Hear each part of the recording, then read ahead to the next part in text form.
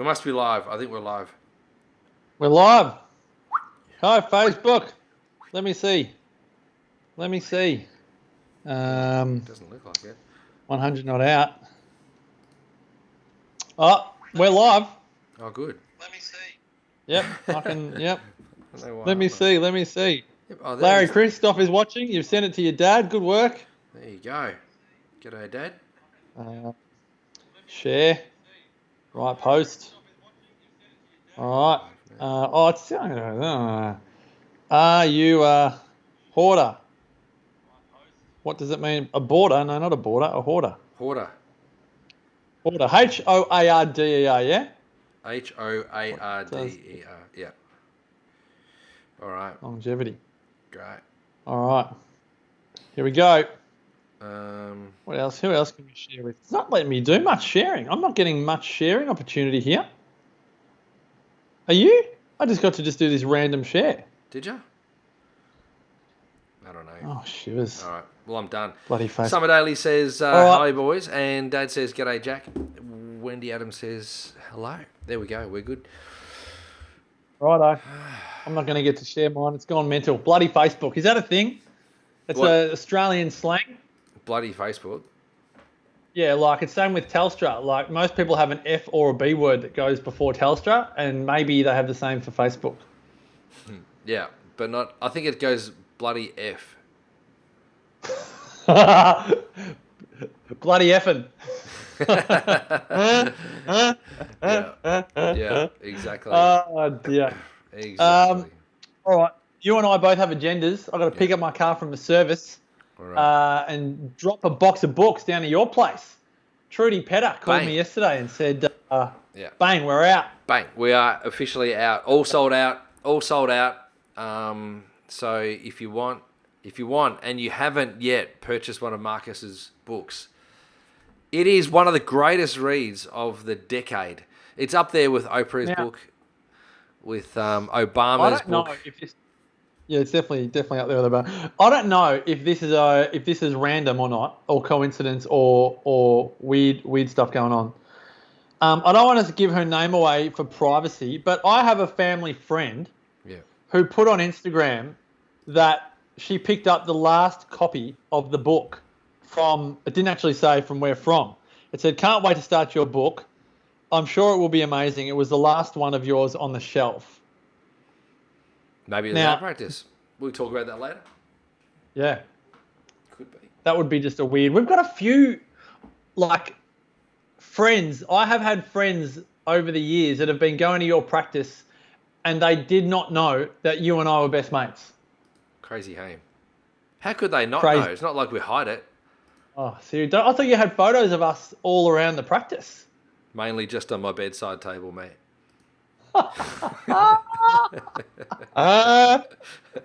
Mainly just there. But we do have them around the practice, don't you worry. They're everywhere, MP. On the fridge. Great. Yeah. Great. All right. Let's do this. This is going to be a belter. It is. It's going to be so good. All right. He should be Peter Lennon. He should be. You New York Times bestseller. Oh, yeah. That happened on day one, Pete. Mm-hmm. All righty. Here we go. Okay. In 3, 2, and 1. Hello and welcome to 100 Not Out, a weekly show dedicated to helping you master the art of aging well. Marcus Pearce here with you for the 454th time. And today, I am so privileged to bring onto the platform, onto the podcast, one of the most house-proud, one of the most clear, one of the most decluttered, uncluttered, organised human beings you will ever meet in your life is Dr. Damien Christoph. Hello, Dr. Christoph. Piercy. I'm coming from our study where I think in shot, you can't see the unpacked boxes. I actually announced to my practice the other day that we had unpacked all of our boxes, but I haven't been in the study for a few days, and there's 4 or 5 boxes just over there that aren't unpacked. Now, it's highly likely that in those boxes will be things that I've kept and brought to many houses along the way. Because as I was saying today at lunchtime with Ella and Trudy, at our weekly team meeting, our weekly staff meeting that Ella and Trudy and I have, I was saying I struggle to get rid of things. Like, I'm a hoarder. I hang on to things. And I think I get it from my mum's side of the family, because my mum can't chuck stuff out either. And Amber's a chucker. She will chuck stuff out, and I won't even know that it's gone. But there's a few things that I reminisced over about the things that I've kept. So the other day I was opening things up. Wim was saying hello. I'll just say hello. I was opening a few things up, and I found a CD of one of my schoolmates who I went to school with, who became very, very famous as a music artist, Andrew De Silva. And he was in a group, a boy band called CDB. Oh, yes. Yes, right. And I found that CD, and I went, and I was going to see Andrew De Silva live that night. He was playing at the Purple Revolution, and was singing in St Kilda, and does this live gig impersonating Prince. And in my humble opinion, I reckon he's better than Prince. Don't let that out of the bag. Keep that a secret. But I think he's unbelievable. And so whenever I get a chance to go and see Andy, I go and see him. Anyway, I pulled out this CD, and there it was. There's young Andy on this CD. Then I opened up a few more boxes, and I found, I kid you not, around about 300 more CDs. Now, I am unlikely ever to transfer that music using my computer onto a NAS drive or onto my hard drive, or put it up onto Apple Music or wherever I'm going to have it. I'm not going to do it. I've got all these CDs. I can't chuck them out. Now, I'm going to qualify this like straight off the bat, because I'm not having this conversation because I listened to Before the Dip. Now, the other day on Before the Dip, Ravi reckons that we steal his material. Now, I know that Murray... Found out. Oh, my gosh. I know that Murray mentioned this the other day, that he had all these CDs and blah, blah, blah, but we're going deeper. Like, we're going deeper because we're going to relate this to aging, Muzza and Ravi, and we're going to talk about how not being able to clear the clutter and not letting go of things, how that actually impacts on your health and well-being. That's what we're going to be talking about today. So... Muzza, Rives, this is not a copycat episode, let me tell you. So you talk about the inability for some of us to throw things out. I am with you, Damo. In our relationship, I am the hoarder. Sarah is the chucker. I reckon if you look at many relationships, there is one of each in the relationship. But when we go to Ikaria... Yes. And we go to Joanna and Yanni's house. It's yes. probably a one better, with a small living dining. Yeah. And they've lived 170 odd years between them. Yeah. And I don't think they've got a storage shed. I don't think storage sheds exist in Ikaria. And you look around, they've got about 8 picture frames. Yeah. A big 4x3 TV, the old 1990s TV, a fridge, a table, some plastic chairs if tourists come over, if the guests come over like us. Correct. But they don't have much stuff, and it's one of those mind benders that I know you and I have spoken about coming home. Is like we get home and it's like we live in a world of so much stuff, and I don't know. We need to find a centenarian hoarder. That's definitely on the menu. We do need to find, for our own peace of mind, we need to find a centenarian hoarder so we know that our behaviour is not shaving years off our life. But, the centenarians that say live simply or eat simply and, live simply, I reckon they'd probably also be saying like, you don't need to keep onto the stuff. But I do reckon it's often because many of these people have lived through wars and they actually had things taken away from them, or they had to leave, or they actually realised because of those challenges that material stuff was, I don't want to say overrated, but not as important as we might like to think it is. So it's a curly one. I ain't changing though. I don't want to be a chucker. I like hoarding to an extent. Yes. Me too. Well, it gives me Throw it great. out. I love sentimentality. I watch a Yeah. sentimental movie and I have a tear in my eye. I'll read a card that Jackson gave me. I've got all my cards down here. Like, I've got hundreds of them. Where are they all? Like, I've got a whole drawer of cards down here where I keep them all from Amber and from Jackson. They're all there. So I can open them up at any time and see. I never do, but I could if I wanted to, right? And this is the thing. You go, all right, PC, you put your hand up. Go. No, sorry. Did you cry at Jackson's 21st? Because I know you said you keep everything.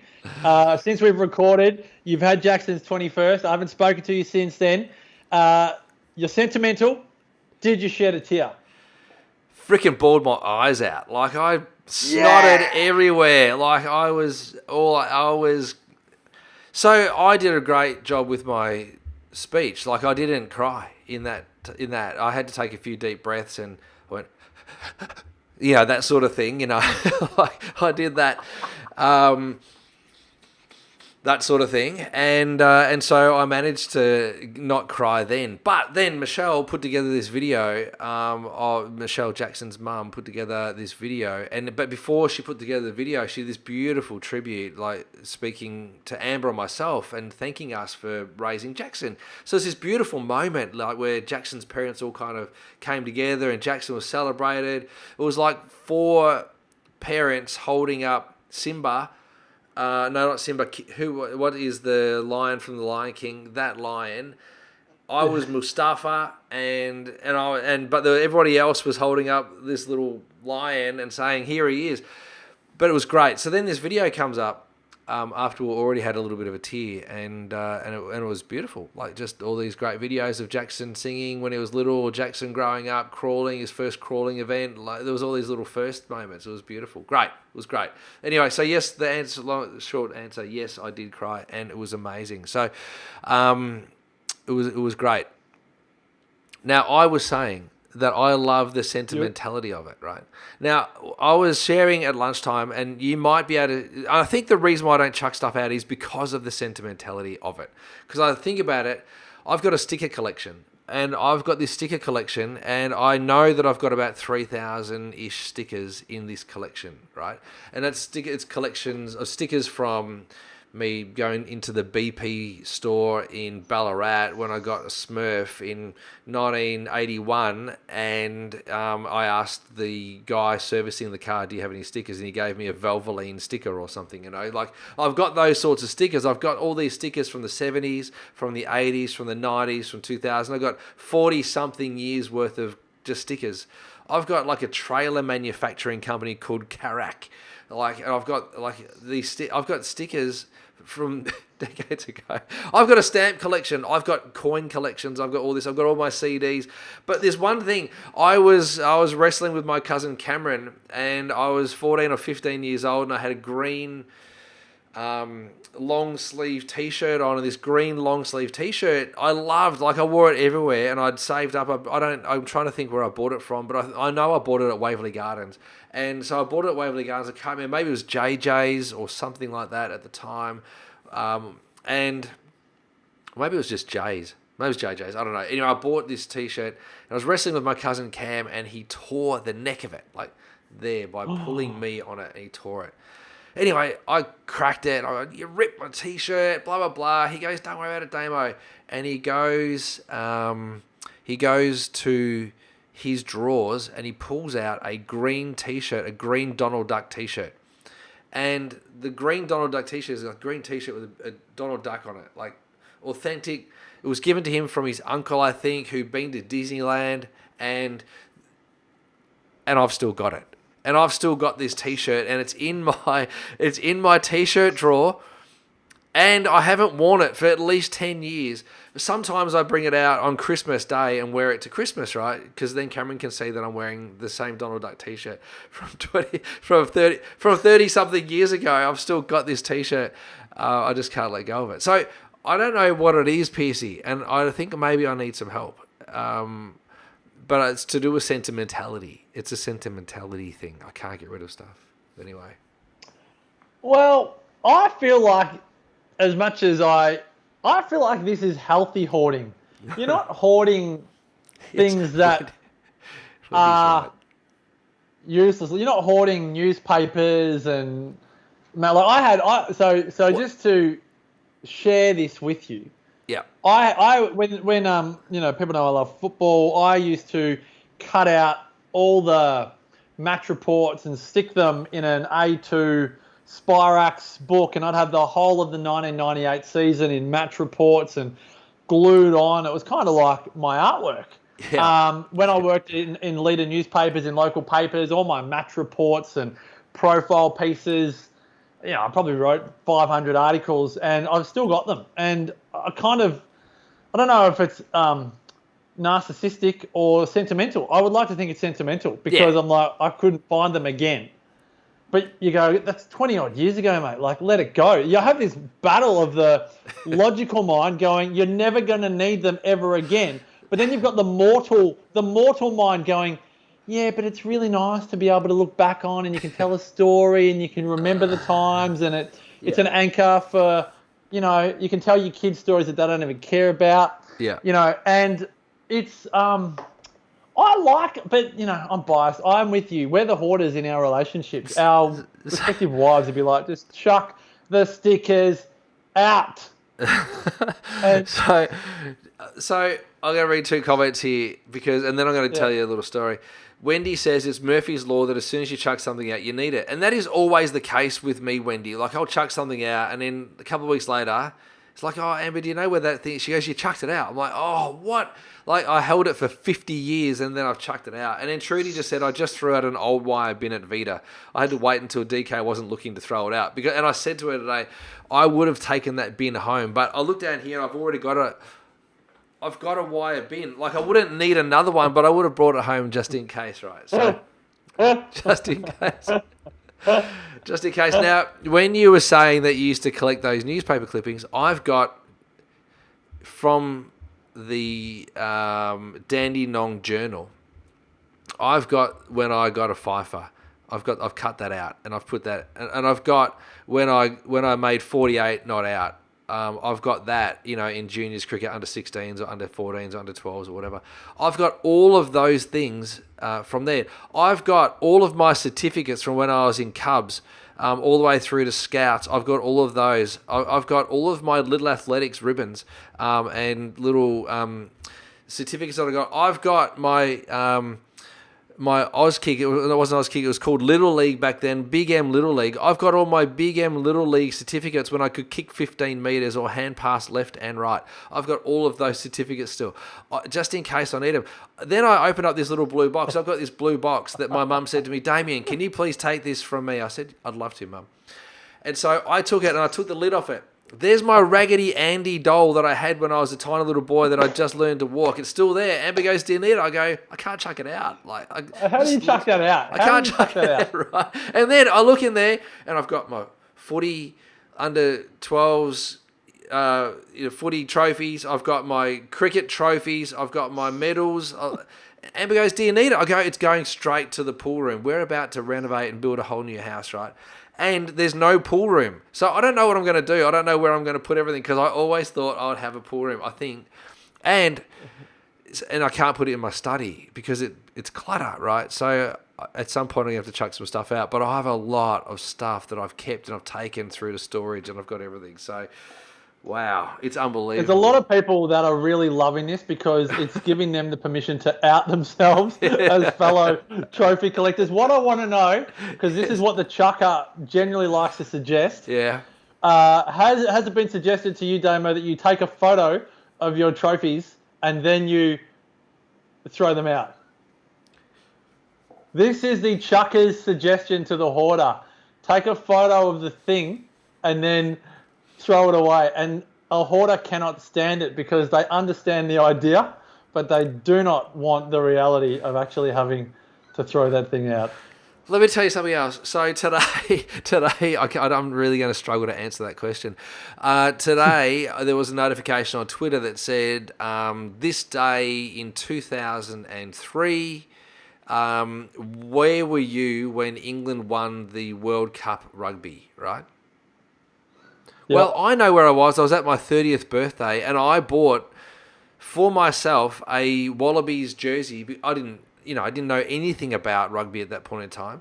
I bought myself a Wallabies jersey. It was Wallabies versus England in the World Cup. My mate Ben barracks for England, and we were at the Metropole in St Kilda, and we watched the rugby on my 30th birthday. I still have that rugby jersey, and I've worn it once. I've only worn it once. That's 18 years ago, right? That's 18 years ago.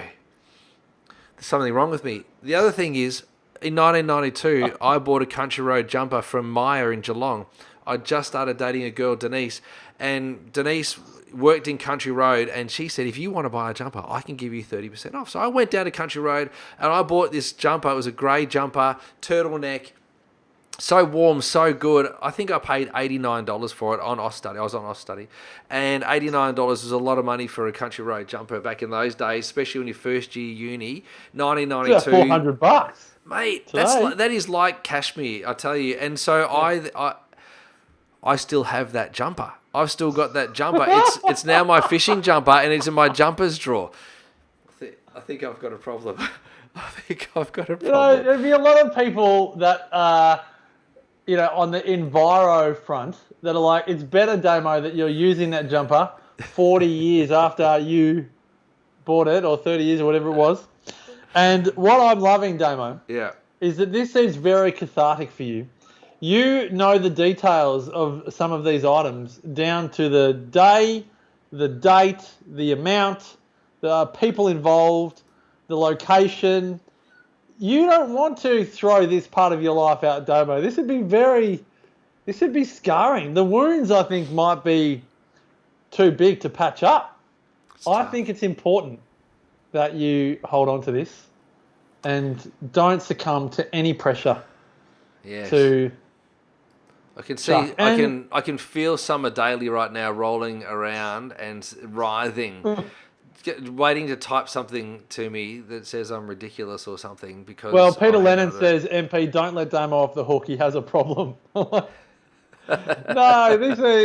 if this is the biggest problem in your life, Damo, then carry on. Nothing to see here. Yep, Summer. Yep, she does. There we go. But she's practicing restraint. She's practicing restraint. I love it. I reckon. Yeah, go on. I reckon we need to wrap it up, but I think this is something that we could continue on for a long time. I've done Marie Kondo, and I can get rid of clothes most of the time. You give them to me. You give them to me. One in, one out. Yeah, I can do one in, one out. I can do that sort of thing. Or I'll keep a whole bunch of shirts knowing that I'm going to catch up with Piercy. I actually kept all of my nightclub clothes from 1992, 93, 94, all of them in a Billabong bag that I bought at the Torquay Billabong shop that just opened up, back when you could go there and it was just one shop. It's in Jan Juck, sort of that area, right? And so I bought that at the outlet store next door, and it cost me $15. And I put all of my clothes in there, and I kept them just in case one day I had a boy that might want to wear these clothes when they come back into fashion. And so because I thought that would be a cool thing to do, and lo and behold, I gave all those clothes to Jackson, and he chucked them all out. He didn't even wear them. And so here I am. I've held on to all these clothes since 1992. He goes, Dad, I don't really want to wear them. He didn't get it from me. Oh, Damo, I don't know what to say. That must be a hoarder's worst nightmare. When you gift someone something you've been holding on to for so long, and then they just dispose of it. I've got so much stuff. Yeah. I've got so much stuff. Anyway, Pete, I listened to the Minimalists for the first time. I listened to their podcast, and I couldn't make it all the way through the first one because it was too hard. Oh, this is too good. This is too good. Dear. Yeah. No, I reckon this is a born not made thing. I don't think you can go from a hoarder to a chucker. I could say maybe you can go from a chucker to a hoarder, but no, I don't even think you could. I don't think this is a born not made. This is a what's the word? This is almost genetic. Yeah, it's not learned. It's a nature, not nurture. Yeah. It's a nature, not nurture. Yeah. Yep, 100%. which means, folks, take all the pressure off. Be a victim to the parent that enslaved you in this behaviour. And well, Dad reckons that he holds everything, right? Dad said there, but I reckon my mum does, so I'm doomed. Like, I've got it from both of them, so that's what it is. Wilma disagrees. No, that's okay. We're being a little bit tongue in cheeky, Wilma. All I want to say is, as much as this is a longevity podcast, if anyone wants to take this too seriously, you can. Yeah. But we don't think that Damo's hoarding is taking years off his life. There might be instances where there are people out there that hoard all the wrong things for their entire life, like dockets and wrappings and envelopes and what other, and things. And then they get a little bit crazy. But I think there's nothing wrong. Actually, I'll give you a story, Damo, that'll make you feel good. Go. The late Eddie JQ. Yes. The late, great Eddie JQ. If you would see Eddie for a lunch, he would pull out a white envelope of photos, like what we would call, like, a brag album, like when grandparents have a new grandchild and they'll pull out those albums. Well, he'll just pull out a white envelope with photos, and some of those photos are so old, and he would use them to tell a story. And the thing is, he didn't need to use them, and he didn't actually need the photos, but there was a sentimentality to everything that he had. And in my mind, it doesn't matter how much stuff you have, it's actually how much sentimental value does that stuff hold for you. And I'm quite serious about this. What anyone else thinks of what you hold on to as sentimental is not important. It's actually what you hold and what sentiment you hold towards the stuff that you hold. And the word sentiment is the most important in all of that. And I think, Damo, everything that you've just said, if anyone could dare tell you to chuck any of that stuff out, they don't have a heart, because you have a great story for every single story that for every single thing that you just spoke about. Yeah. And I love the recall that you have for them, particularly the dollar amounts and the years. I mean, not the 1980s. It was like 1982. And it was $15. And it was at this shop in Jan Juck. Yeah. And you even know the brand of the bag that your old nightclub clothes were in. You know it was in a Billabong bag. I mean, that's amazing. Yeah. I can tell you everything. I actually have a ruler that my grandmother and grandfather gave me. They brought it back from Hobart when they went to Tasmania in like 1982, I think it was. And they went to the casino in Hobart, and I got a ruler from them, and I've kept it. I've got that ruler. That's from Nana and Papa. And I've got so much. I've got a green recorder, because it was the only green recording, like the recorder thing they were to play on. I got the green one, right? Because I think it was free. But, I kept it, so I've got that because I can't get rid of it. So but what I want to say is that you can hang on to stuff and you can hang on to shit. And I see this sentimentality as stuff because I love it, right? And it brings back a lot of happiness and good feelings and joy. But if you hang on to shit that gives you bad feelings and resentment and turmoil, then I think that that's a different experience, and that's the stuff that you've got to get rid of. So there's a difference there, and I thank you, PC, for bringing that to my attention, is that this brings me joy, talking about it.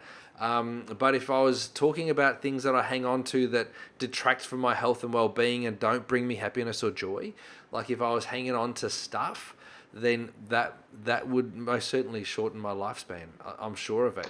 So like broken printers or broken things that don't work. Like baggage, emotional baggage, or whatever else, or heartbreaking stuff or whatever else. But so if we go back to the late great Eddie Jaku, if he didn't forgive and then forget and all that sort of, if he brought with him all of the bad feelings and ill feelings of the Nazis and all that sort of stuff, that might have shortened his lifespan. Now, there's a couple of comments here that I have to raise because I do disagree with them. Summer and Pete, who I think Pete's a chucker. He's a chucker. He's a reformed hoarder. Okay, so he said, look, Summer has said, those memories are in your head, right? And that's what will last. And then Peter said, Summer Daly spot on, the memories don't go. And I agree the memories don't go, but the physical thing is a trigger or an anchor that sparks the memory. And when you remove that, then yes, the memory's still there, but the recall of the memory, like when is that memory going to come up or activate if you don't actually have it physically there? So if you get rid of the country road jumper, then sure, it's not as if you're going to forget about it, but when are you actually going to recall it? Because it's not going to come up anywhere else. I mean, I saw an 11-year-old in a country road jumper the other day, and it took me back to my childhood instantly because I haven't seen them forever. And I was like, oh, country road jumper, I haven't seen them for years. I used to wear them all the time. La, la, la, la. Yeah. But I wouldn't have had that thought or feeling or emotion if it didn't appear. So whilst I agree the memories don't go, I think having triggers, it's why we put family photos on the hallway, because we like the trigger of those certain people. We like to be, so I just think that's an important clarification in my humble opinion. Of course, the memories don't go. All right, we're going to wrap it up because we keep on going. Damo, thank you for sharing. I think we've loved it. I dare say the chuckers may have found this episode a little bit triggering, for want of a better term, because they would have been disagreeing with some things that you've been keeping. But Damo, from one sentimental hoarder to another. Can I share one more thing? Can I share one more thing with you? You're such a hoarder. You're hoarding this podcast. Well, the reason why, because Pete just said if you've ever had a beer with your mates, you know the memories never go. Then Jeanette McCoubrey, love her to bits. She and I and her husband Andy were great friends and are still great friends, but we just don't see each other. But we went to university together, and they were with me when I bought that Billabong bag in Torquay in Jan Jac, right? Now, I also bought a wetsuit at that same time. I bought a wetsuit, and I still have that wetsuit. And I bought a rashie, and I still have that rashie. I bought it all at the same time, and I bought it with Jeanette. How much did you pay for them? How much was the wetsuit? How much was the rashie? The rashie was $75, and the wetsuit on special half price $115. You're not making that up, mate. You're not making that up. No. You are spot on. Oh my gosh, you remember? My gosh. Dead set. That's next level. Dead set. I've learned so much about you today. 3,000 stickers, like ainly retentive memory with how much you bought things for, like 30 years ago. Yeah, longer than that. Longer than that. Yeah. Oh, sorry. 40. You're 44 years. Do you remember things you got when you were 4 at the milk bar? Look, my gosh. Jeanette remembers it. See? Jeanette remembers it. I love it. It's the best. Oh, dear. It's the best. All right. This is too good. We might have to continue this on another day. Yeah. Thanks again for sharing. For more about Damo's sentimental hoarding exploits, go over to DamienChristoff.com. He's written a book about the whole experience. It's called My Experiences as a Sentimental Hoarder. My Life as a Sentimental Hoarder. How you can declutter your unsentimental hoarding in 21 days.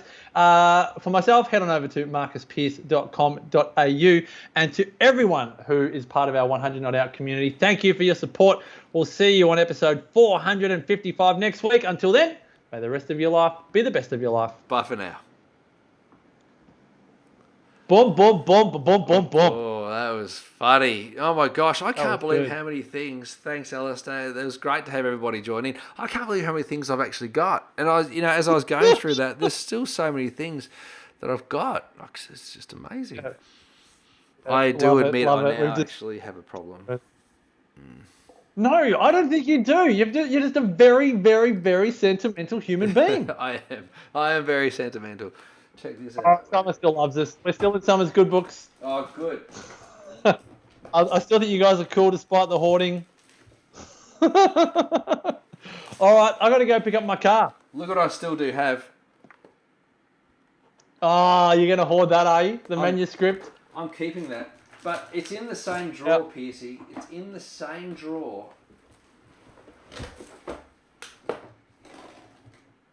As all of these cards, right? So it's in my sentimental drawer.